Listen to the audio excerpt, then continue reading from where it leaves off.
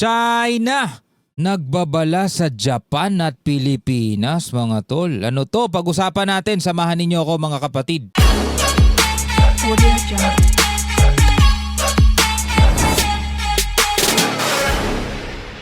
Mula rito sa Net25 News and Information, nagbabala ang China sa Japan at Pilipinas kaugnay ng mga talakayan daw tungkol sa maritime safety. Para malaman natin ng buong detalye, panoorin natin to, mga tol. Pero bago yan, kung bago ka pa lamang dito sa ating reaction channel, ay huwag mong kalimutan mag-subscribe. Click mo na rin ang notification bell para ma-notify ka whenever na may mga bago tayong video tulad nito.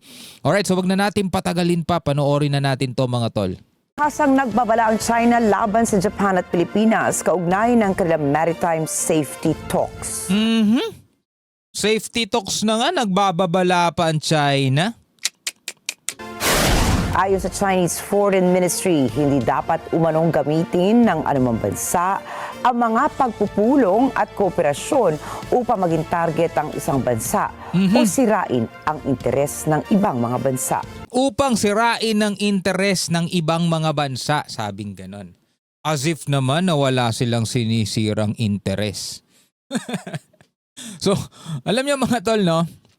Unang-una mga kapatid, kung titignan natin dito sa ating rehiyon, maipipinpoint natin ng ating mga daliri kung sino yung naninira talaga ng interes, di ba?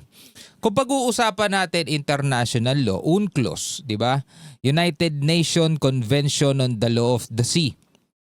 Meron tayong kanya-kanyang tinatawag na exclusive economic zone, which is yung ating 200 nautical miles. So syempre may interest tayo doon, mga tol. May interest tayo doon. Bakit? Kasi napakayaman ng West Philippine Sea. May interest tayo sa mga natural gas, oil. May interest tayo sa mga lamang dagat na pwede nating maging pagkain, which is true dahil 30% mga tol ng ating mga isda ayon nga sa mga ulat nagmumula rito sa West Philippine Sea. So talagang may interest tayo. Ang problema, yung interest natin, mga tol, ay pinag-iinteresan din nila. Pinag-iinteresan din nila kasi nga noong 1947 nag-drawing sila ng tinatawag nilang 11 dash line na kalaunan ay ginawa nilang 9 dash line, na kalaunan ay ginawa nilang 10 dash line, mga tol. Hindi natin alam kung ilang dash line pa aabot niyan.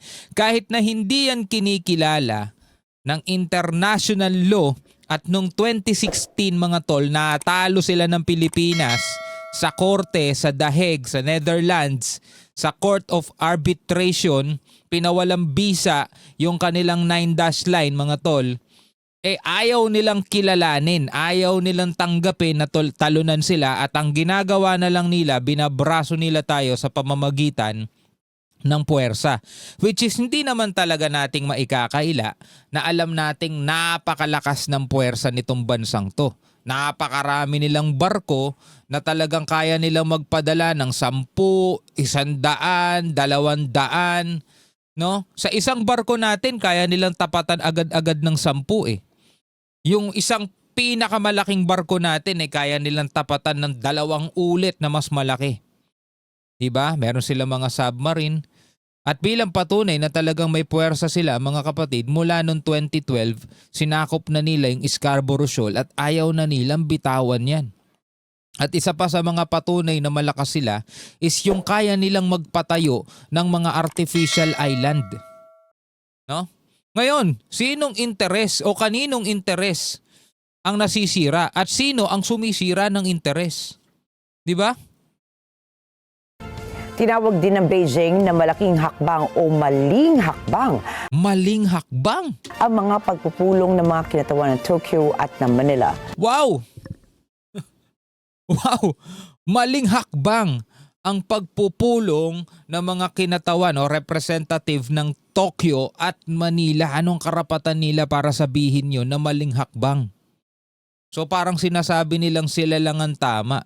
Again, mga kapatid, gusto kong linawin na hindi natin kaaway ang China in terms of kalakalan, business, partnerships, hindi natin sila kaaway. Yung lahi nila, lahi natin, di naman talaga magkaaway. Dahil bago pa man dumating ang mga Kastila dito sa ating bansa, diba? Nakikipagkalakalan na ang mga Chino. Napakarami nang nag-migrate dito. Napakarami nang yumaman dito. And in fact, mga kapatid, talagang halos lahat no, mabibilang mo nga lang sa daliri yung hindi Chinoy na mayaman dito sa Pilipinas Halos lahat ng mga tycoon, ng mga kilalang negosyante rito, halos lahat ng mga bilyonaryo dito, mga tol, pag binasa mo pangalan nila, talagang may tunog Chinese yung apelyido nila na ibig sabihin, mga tol, Chinese, sige, magbigay ka. O pinakamalaking mall dito sa Pilipinas na pinakamayaman noon na si Henry SY, 'di ba? Chinese 'yan. Sa Jollibee, 'di ba? Lucio Tan, Gokong Wei, mga tol. Lahat 'yan 'Di ba? Lahat 'yan, mga tol, may dugong ano 'yan. Chino, hindi natin sila kaaway. Actually, yung mga taong nabanggit ko na 'yon, feeling nila, mga tol, totoong dugong Pilipino na sila Ganon nila kamahal ang Pilipinas. At ganun din minahal ng mga Pilipino yung kanilang mga produkto at yung kanilang mga serbisyo. Kaya nga sila yumaman ng ganun. 'Di ba? Ang problema lang natin, mga tol, yung kanilang gobyerno. Hindi kanila. Kasi taga rito na sila sa Pilipinas Yung gobyerno ng China o yung Chinese government doon na nagpapatupad ng mga ganitong paninikil, pang-aaga o kahit na sinasabi ng international law, sa Pilipinas 'yan. Hindi yan sa inyo. Wala kayong karapatan dyan. Diba? Pero tingnan mo naman, 50 nautical miles, 47 nautical miles mula sa baybayin ng Pilipinas, nandoon na sila. Ngayon, eto, talakayan ng Japan at saka ng Pilipinas para sa maritime safety. Diba? Tinututulan nila. Yung mga balikatan natin which is normal lang naman na ginagawa ng isang bansa sa kanilang mga kaalyadong bansa, tinututulan nila.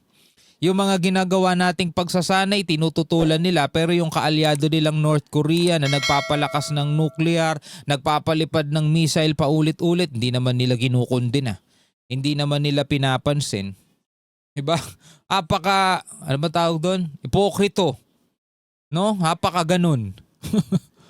Giit pa ng China, dapat pairalin ang kapayapaan sa rehiyon at iwasan ang mga aksyong pwedeng magpalala sa mga hindi pagkakaunawaan. Diba? Mga kapatid, naririnig nyo ba yung sinasabi nila? Balikan natin balikan natin. Balikan natin, tingnan nyo Manila. Giit pa ng China, dapat pairalin ang kapayapaan sa rehiyon at iwasan ang mga aksyong pwedeng magpalala sa mga hindi pagkakaunawaan. Narinig nyo? Dapat iwasan ang mga aksyon na magdudulot ng mga hindi pagkakaunawaan, mga tol. Anong aksyon ang tinutukoy nila? Yung mga safety maritime talks? O yung mga panghahabol, pangwawater cannon, pagbangga? Di ba sila yung gumagawa ng mga bagay na yon? Di ba? Dapat panatilihin ang kapayapaan daw. Pero tingnan nyo naman, habang naglalayag ang barko ng Pilipinas, andyan sila, mga tol. Diba? Hinahabol, diba? Kaya nga nagkabanggaan yung isang warship nila at saka yung isang coast guard nila kasi hinahabol nila yung barko ng Pilipinas O ngayon, sino ang gumagawa ng mga bagay o gumagawa ng mga aksyon ng mga bagay na nagdudulot ng hindi pagkakaunawaan? Sila ba? O tayo? Mga tol, kasi ang tinutukoy nila tayo yung Japan at saka China. Yung mga ginagawa daw nating pag-uusap para sa maritime safety is nagdudulot ng mga aksyon na nagdudulot ng hindi pagkakaunawaan. Naku po, baliktad ang isip nitong mga to, baliktad ata ang mundo. Kung ano yung marahas, kung ano yung agresibong aksyon, yun ang okay. Tapos yung mga safety talks lang, yun ang hindi pwede. My goodness. Ang mga aksyong pwedeng magpalala sa mga hindi pagkakaunawaan. Sa kabila nito, nananatili namang nakatuon ang Japan at Pilipinas sa pagpapalakas ng koordinasyon at pakikipag-ugnayan sa isa't isa. Yun ang ginagawa ng isang magkaalyadong bansa. Yung pakikipag-usap para pagdating ng panahon, nangangailangan sila ng tulong sa bawat isa is napag-usapan na yan, napagplanuhan na yan.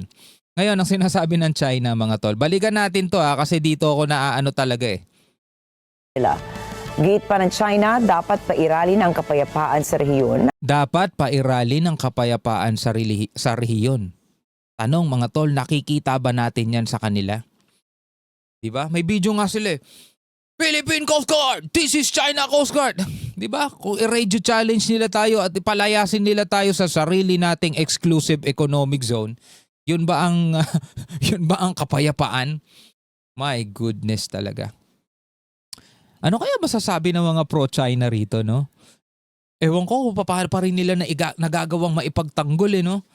Ay, nako. Anyway, bilang mga Pilipino, pwede kayong magbigay ng inyong sariling komento, sariling reaksyon, sariling palagay, ahaka-ahaka sa comment section sa ibaba. Basta tayo mga tol, pro-Filipino tayo. Hanggang sa muli. Peace out.